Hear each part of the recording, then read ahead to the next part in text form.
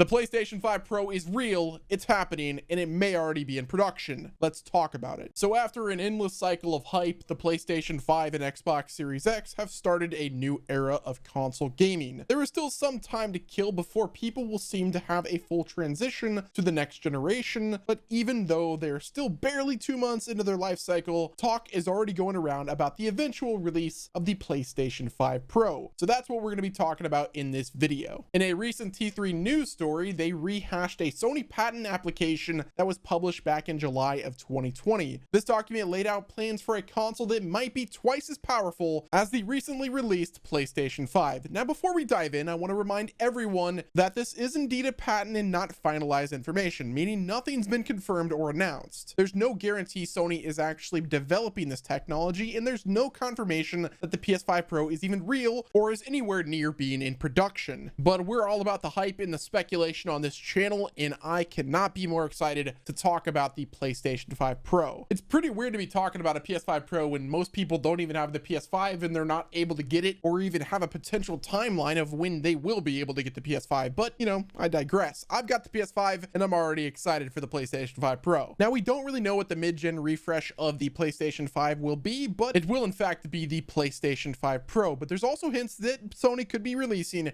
a smaller and cheaper PlayStation stick with a limited power APU or SoC chip that's specifically designed for PlayStation Now. Think of it like a Chromecast or a Fire TV stick, where it effectively plays the games, but most of the image rendering and processing would be done server side. So it's kind of like cloud gaming, but not really. Now, after reading through the patent published by Sony, it suggests that the next generation PlayStation console, most likely the PS5 Pro, will be supercharged with 2 graphics cards instead of just 1. This could be done with 2 custom-made AMD APUs working together to deliver enhanced gaming performance and cloud streaming. Now, if you're not aware, the PlayStation 5 currently uses a single SoC AMD outfitted with Navi GPU and Zen 2 CPU. Now, the patent's main goal is to present the possibility of a multi-GPU console with both local and network access to the second GPU. The patent says that the plural SoCs, which means system on a chip, may be used to provide a high-end version of the console with greater processing and storage capability. Now, as is tradition with all new generation or mid-generation refreshes, we should be seeing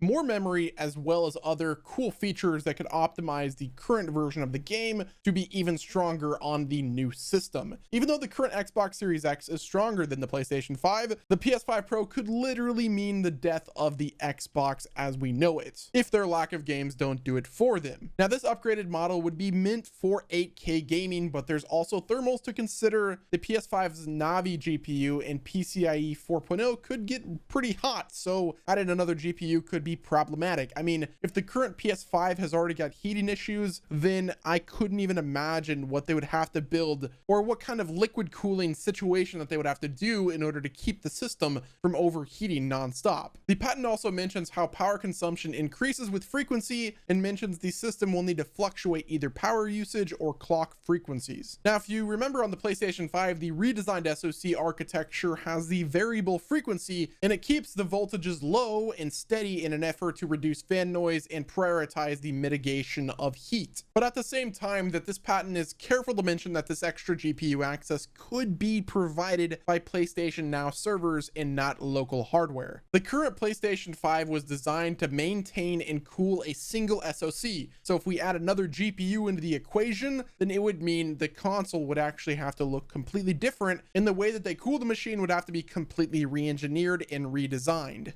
As much as I'm a fan of the current PlayStation 5 design, I personally prefer the Xbox Series X design, with it just looking kind of like a mid-tower PC. I feel like if they add another GPU to the PS5 Pro, they would have to do some major restructuring to how the console actually is designed. But let's be honest, we're currently at the point where both consoles are already looking like PCs, so it could be that the PS5 Pro is literally just a tower PC. Not that it already isn't, but you know, I digress. I'm not really sure if a second GPU is needed. They could figure out a way to do everything on a single SoC, but at this point, it's not really possible. At the end of the day, they're gonna have to figure it out, because if they continuously use a single SoC, then there's going to be a bottleneck that they will continuously have to sort out. That's one of the beautiful things about PCs. There is bottlenecks, but you're able to manage the bottleneck in a little bit easier fashion because you can manage all of the different parts and upgrade them to not really bottleneck each other. Now, one thing that I will say is we have to all keep in mind that these are rumors about the PS5 Pro and they remain unconfirmed, and there's not a release date window or a potential mid-generation refresh happening